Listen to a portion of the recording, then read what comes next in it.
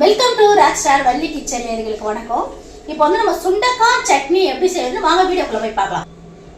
சட்டி காஞ்சிச்சு. இப்போ வந்து நம்ம எண்ணெய் ஊத்திக்கலாம். இப்போ பாருங்க 100 எண்ணெய் ஊத்திருக்கோம். எண்ணெய் காயிட்டோம்.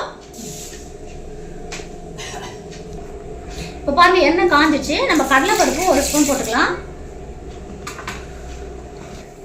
இங்க பாருங்க கடலைப்பருப்பு வந்து லைட்டா பொன்னிறமான உடனே நான் வந்து ஒரு 10 காஞ்ச மிளகாய் வச்சிருக்கேன். அந்த 10 காஞ்ச மிளகாய் போட்டு நல்லா பொரிச்சு எடுத்துக்கலாம்.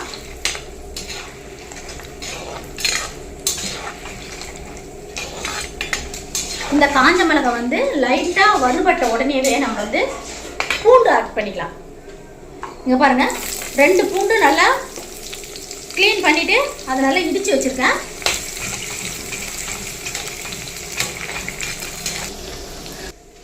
இப்போ பாருங்க பூண்டு வந்து லைட்டாக வதங்கட்டும். வதங்கினோடனே நம்ம சின்ன வெங்காயம் வந்து இடித்து வச்சுருக்கேன். அந்த சின்ன வெங்காயத்தை வந்து இதில் கொட்டி நம்ம நல்லா வதக்கி விட்டுக்கலாம்.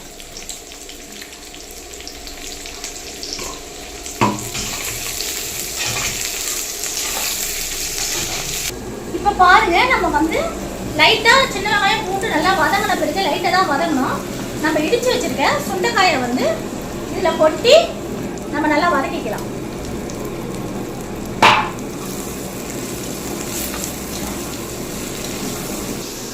இப்போ வந்து நான் கொஞ்சம் கொஞ்சமாக ஏன் உங்களை வதக்க சொன்னேன்னா, இப்போ நம்ம சுண்டைக்காயை கொட்டி நம்ம சுண்டைக்காய் வதங்கினாங்காட்டி இது 3மே வந்து பூண்டு சின்ன வெங்காயம் இந்த சுண்டைக்காய் எல்லாம் நம்ம வதக்கும் போது எல்லாமே சரி பாதியாக வதங்கிடும். அதனால தான் உங்களை வந்து லைட்டாக வதக்க சொன்னேன். ரொம்ப வதக்கிட்டு போனால் ரொம்ப தீஞ்சு போயிடும். இப்போ இது நல்லா வதக்கிட்டுக்கலாம். சுண்டைக்காய் நல்லா வதக்க வைக்கும். இப்போ பாருங்க சும்மா லைட்டாக கொஞ்சமாக புளி இது போல் இருக்கணும். புளி கொஞ்சமாக போட்டுக்கங்க. நீங்கள் சொன்ன உங்களுக்கு தேவையான அளவு உப்பு இது இந்த மாதிரி உப்பு கொஞ்சமாக போட்டுக்கங்க. போட்டு இது நல்லா வதக்கிட்டுக்கலாம்.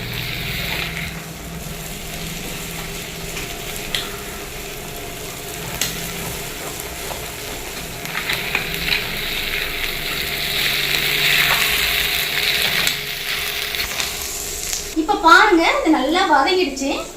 இப்போ வந்து நம்ம ஒரு தட்டில் அள்ளி கொட்டி ஆற வச்சுக்கலாம். இந்த ஸ்டேஜ் வந்து அடுப்பு ஆஃப் பண்ணிடலாம்.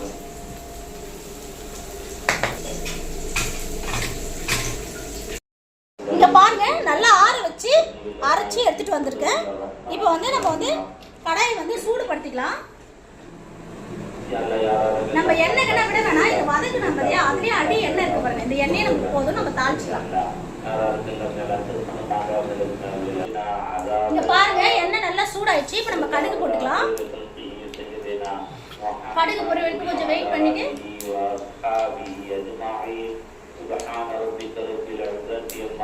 கடுகு பொரிக்க ஆரம்பிச்சிருச்சு.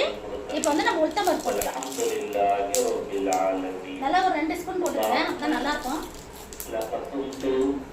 இப்போ பாருங்க 1 ஸ்பூன் வந்து சின்ன ஜீரகம் போட்டுக்கலாம். இப்போ பாருங்க கருவேப்பிலை போட்டுக்கலாம். அப்புறம் கொஞ்சமா பெருங்காயம் போட்டுக்கலாம். இப்போ அரைச்சு வச்சிருக்கேன் சட்னியை நம்ம இதில் ஊற்றிக்கலாம்.